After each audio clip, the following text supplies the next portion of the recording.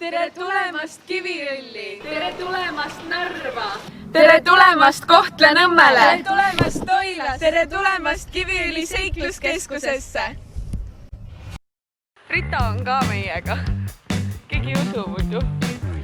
Nii, lähme siis nüüd. Meie kui kohalikud tüdrukud teame küll, kus siit saab shortcuti teha, nii et tulime üle põllu.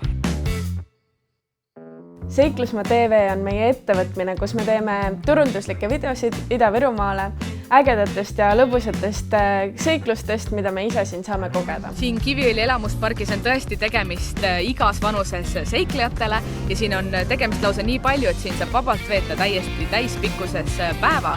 Meie lood on kindlasti muidugi väga seikluslikud ja energilised ja ütleksin ka, et ausad.